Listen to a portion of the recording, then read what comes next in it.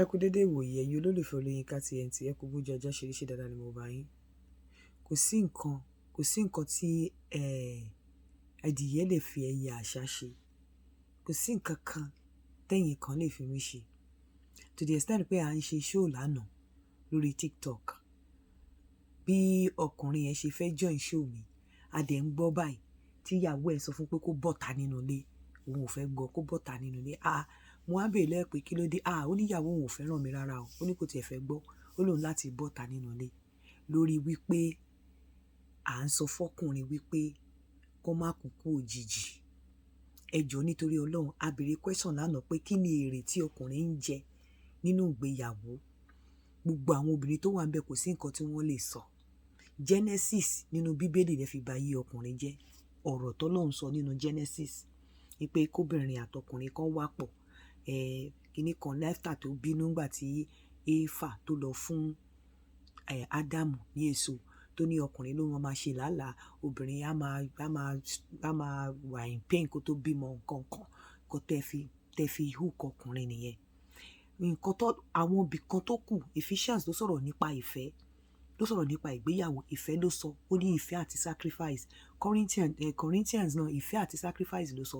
Deuteronomy tiẹ̀ sọ wípé after tí ọkùnrin tó bá ṣẹ̀ṣẹ̀ marry pé ó dá kí ọkùnrin dúró ọdún kan kóun àti ìyàwó ẹ̀ fi ṣe papọ̀ kó tó di pé bóyá kó má tiẹ̀ ṣe nǹkan kan. Ẹ̀yin ọkùnrin kẹ́ tó mọ̀ páyé yín ti fọ́ pé ẹ̀ jámọ́ nǹkan kan lọ́wọ́ obìnrin tẹ́ ẹ máa fi mọ̀ pé láti máa tọ́jú ara yín. Ìwọ tó ti níṣẹ́ tẹ́lẹ̀ tó ti ń ṣe nínú ilé, jẹ́ kí iṣẹ́ bọ́ lọ́wọ́ ẹ̀ tí ẹ pretend pé iṣẹ́ bọ́ lọ́wọ́ ẹ̀ fóṣù 6. Ìgbà yẹn ló máa mọ̀ pé ò jámọ́ nǹkan kan. A béèrè gẹ́gẹ́ bí ìwọ obìnrin, ìjọ lè fi ọwọ́ ẹ̀ sọ̀yà wípé bí ọkọ mi ṣe ń tọ́jú ọmọ tó ń tọ́jú mi, ọkọ mi ní àwọn nǹkan tó ti ṣe sílẹ̀ fúnra ara ẹ̀ tí mo encourage ẹ̀ láti ṣe débi wípé kò ní láti wọ ọwọ́ ọmọ lọ́jọ́ iwájú kó tó jẹun, kò ní láti rí mi kó tó jẹun. In tí mo ti encourage ẹ̀ tó ti ṣe sílẹ̀ lásán á bọ̀ bí ò sọmọ bí ò síyàwó. Ìjẹ́wọ́ obìnrin ìjọ lè encourage ọkùnrin bẹ́ẹ̀. Ọkùnrin tó bá ti nice jù, tó bá ti fẹ́ jẹ́ kí wọ́n máa sọ pé ó wà responsible jù, wàláhì ò lè last kó tó kú. The reason ni wípé wàá rí pé you will get carried away jẹ́ pé wàá máa ṣe fún ìyàwó, wàá máa ṣe fún ọmọ nígbà tó lágbára. Ìgbà tó bá wá fẹ́ sinmi, àìsàn ló máa padà pa ẹ́. Torí nígbà mi wọ́n ní tí èèyàn bá wà active tó wá di time to relax tí ó wà active mọ́, kí gbogbo kìnìyà á ti break sára.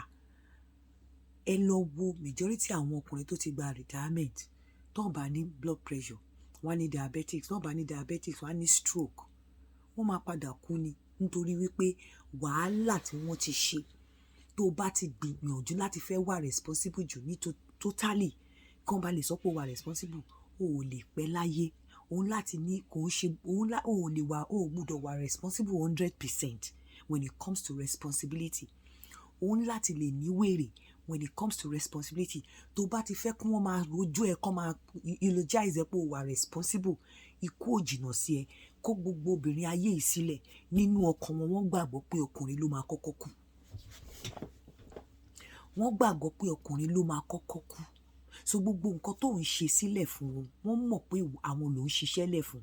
Obìnrin kan sọ wípé lórí show lánàá, ó lóun lè kọ́lé fọkàn kóun forúkọ òun sí.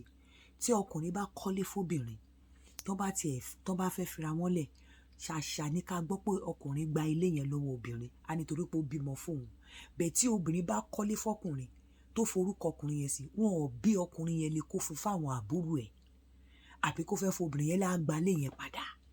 Nítorí ẹ̀ ló ṣe máa jẹ́ kí orí ẹ pé ọkùnrin tó bá fẹ́ last láyé, ọkùnrin tí ò bá fẹ́ fi ikú òjijì ṣèpàjẹ́ nígbà tó ọjọ́ ogbó bá dé, ó gbọ́dọ̀ wà totally responsible 100% in terms of responsibilities. Ó ń láti lè pèsè yàtọ̀ sí pé ó ń tọ́ ọmọ, ó ń tọ́jú ìyàwó. Ìwọ náà láti set aside fund fúnra ẹ̀. Ó ń láti set aside plan. You must do your risk assessment and make a safety plan for yourself. You must make a plan, a care plan for yourself that will suit you in future. A care plan is such that nígbà tí ọjọ́ ogbó bá dé tó retire, whether the children bóyá wọ́n wà ńbẹ̀ o, whether the children ò sí ńbẹ̀ o, you will be able to look after yourself without your children. tí ọmọ bá mú wá additional ló máa jẹ́, but when you decide to be responsible and you put your hope and aspiration and everything ní orí ọmọ ẹ, you will, tó o bá ṣọ́ra, is likely pé kó wà disappointed. Ọkùnrin tó bá ti fẹ́ wà responsible 100% in terms of responsibilities, Ọlọ́run jẹ́ kó pẹ́ láyé, nítorí pé stress ló máa pa ẹ́. You will end up serving your children and your wife, and at the end of the day, set anything aside. By the time tó ti relax, gbogbo àwọn àìsàn tó ti kí sí ẹ lára wa máa spring up, á máa dìde. Ìwọ dẹ̀kẹ̀rẹ́ ò ní health fund, ò ní anything, ò ní provision fún health ẹ, ò níbi tó ti lè ní health tó péye. Sọ fún mi, ìyàwó àti àwọn ọmọ tó fara ṣiṣẹ́ fún, tó bá sìn ẹ́ dé ibojì, tó ti sunkún, tó ti bu yẹ̀pẹ̀ lé ẹ lórí ń bẹ̀, wọ́n á padà sílé. Life continues. That is why you have to think. That is why, as much as you are looking after your children, you are looking after your wife, do not base your life sórí wọn. Don't say because you are looking after your children, you are doing it kán lè wá look after ẹ lọ́jọ́ iwájú. Live your life bẹ́ẹ̀ ni wípé tán bá mú wá, wọ́n mú wá, tí wọ́n bá mú wá, wọ́n mú wá. How can you achieve that? Ni wípé you cannot be responsible 100%. You cannot be responsible 100%. You cannot afford to allow your children or your wife to see you as a perfect husband 100%. When they start to see you as a perfect husband, as a perfect man, that means you have not provided. You have not done anything. You have not made provision for yourself. And tó bá make provision fún ara ẹ̀, tí wọ́n rí wípé ìgbà míì tó yẹ kó ṣe fún wọn tí ò sí, ṣùgbọ́n tí ibìkan wà tó ń set aside, má jẹ́ kéèyàn kankan tàn ẹ́ pé èrè ní owó ilé àtàbá fi tọ́mọ. Ilé tó o bá ní náà ni rí máa wó. Ṣé o ti gbọ́? Ilé tó o bá ní ni, kò sí àdùn kankan tó ń gbẹ̀yìn ewúro ju wípé àdùn tó o bá ṣe sílẹ̀ fún rárá ẹ̀. Ọ̀pọ̀lọpọ̀ yín, ẹ̀ ń tọ́jú ọmọ, ẹ̀ ń tọ́jú ìyàwó with the mindset wípé ọmọ á padà. Ọmọ ò ní tọ́jú ẹ, but just make sure you have a care plan. Make sure you have a safety plan. Make sure you have made provision for yourself. Make sure you make provision for yourself. Tó jẹ́ wípé tó bá dọjọ́ iwájú, táwọn ọmọ bá pick tent, má gbàgbé àwọn ọmọ ẹ̀ náà máa ní family. Àwọn ọmọ ẹ̀ máa ní family. Wọ́n máa bẹ̀rẹ̀ sí ní, tí ò bá, and nígbà míì tọ́mọ bá ti bẹ̀rẹ̀ sí ní family tó ti ń lọ, ìyá ló máa ń sábà ní access sí ọmọ jù. Báwo lo ṣe fẹ́ ṣe fún? So as much as you are looking after your children, you need to, tó bá ti ń wo ara ẹ, tó ti ń pè ẹ́ pé you are a perfect man, 100% you are looking after yourself and looking after the children and your wife, ò lè last láyé. Ò lè last láyé. Jẹ́ kó wọ́n rí wípé, because ọjọ́ wo ìyàwó ti bẹ́ẹ̀ sọ rí pé lágbájá, ẹ ti ẹ̀ kọ́lé kan, ẹ fi rent. Owó àwọn tó bá ti ń sanwó, ẹ má lò bẹ̀, ẹ kò set portion aside. Ní lọ, ebi ò gbúdọ̀ pa wá lọ síbẹ̀. Owó yẹn ṣá mọ̀ pé ọjọ́ iwájú ni. Irọ́ ni. Kò rí bẹ́ẹ̀. Kò sí, gbogbo question tí mo béèrè lọ́wọ́ àwọn obìnrin lánàá, kò sí obìnrin kan tó lè dá mi lóhùn. Kí lọkùnrin enjoy nínú marriage, wọn ò rí sọ. Ìjẹ́ o lè fọwọ́ sọ̀yà wípé gẹ́gẹ́ bí obìnrin níjọ́ tí mo ti fẹ́ ọkọ mi, ìjẹ́ o lè sọ wípé láìsí àwọn ọmọ tí ọkọ mi ń tọ́jú, láìsí èmi tí ọkọ mi ń tọ́jú, ìjẹ́ o lè sọ pé kó má sọmọ, kó má ṣe èmi gẹ́gẹ́ bí ìyàwó, ìjẹ́ ọkọ mi ò ní jìyà, ìjẹ́ ọkọ mi ti make retirement plan, ìjẹ́ o ti make provision fún ara ẹ̀ without outside ọmọ, outside ìyàwó, ìjẹ́ gẹ́gẹ́ bí obìnrin tó ti marry for 20 years, ìjẹ́ o lè sọ. Because Genesis sọ pé, Genesis in the Bible, ó ti sọ fún yín wípé ọkùnrin ni ló láti máa ṣe. Genesis tí ó ń ṣe ìwé Nàìjíríà. Ephesians, which is Éfésù, ó sọ̀rọ̀ nípa sacrifice àti ìfẹ́. How many of you would appreciate kí ọkùnrin kó sacrifice fún yín dàn pé kó fún yín lówó? Tó bá múná lọ, tọkùnrin wà lọ́nà Ìjẹ̀bú, tẹ́ sáré pé wọ́n ti múná lọ, kò sí mi lè tan gen, tó wá sílé, tó dẹ̀ gbàgbé ibi tó ń lọ, tó gbàgbé ibi tó ń lọ, tó wá sílé wá tan gen.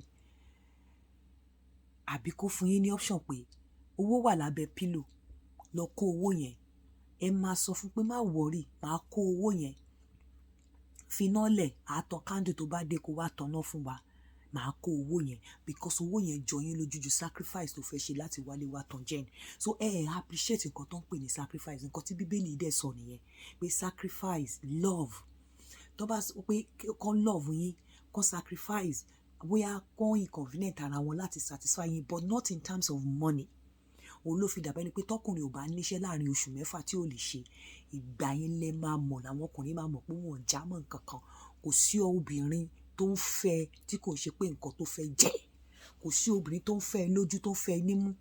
Anything tí ọ̀pọ̀lọpọ̀ obìnrin bá ṣe, wọ́n ní nǹkan tó fẹ́ jẹ ń bẹ̀ ni. So that is why you have to look after yourself.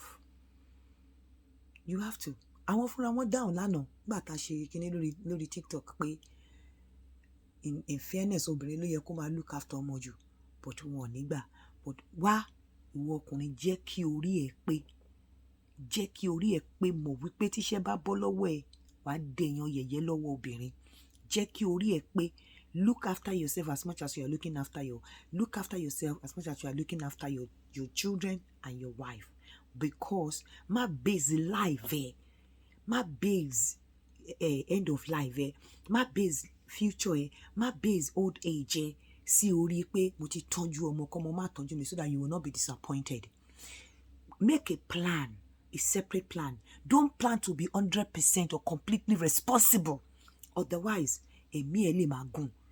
And again, o lè má rojú ráyè ṣe tara ẹ̀. Whereas o lè wà disappointed lọ́jọ́ iwájú. Ẹ jẹ́ kí orí yín pé in tí mo sọ nìyẹn o.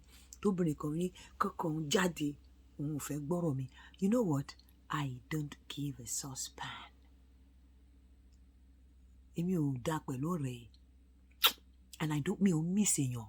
Mi ì dẹ́ ṣe the type tó fi kékeré tó fẹ́ ṣe mọ́yàn. Mi ò kí ń miss ilé mi. Mi ò ìta ń wù mí lọ. You understand? So I don't care whether I like me, like me, but Ọlọ́run á judge. Nǹkan tí mò ń sọ yìí, kò sí ẹni tó open ojú àwọn ọkùnrin rí. Ayé wọn ti fẹ́ polúkú mo ṣe tán. Don't be completely responsible. Hence, Ọlọ́run má jẹ́ Ọlọ́run jẹ́ òpẹ́ láyé. Àwọn obìnrin ti gbà pé ẹ̀yin náà lè máa kú ṣá. Anyways, but má fúnra ara ẹ dígí ikú ẹ sílẹ̀. Ẹ káàárọ̀.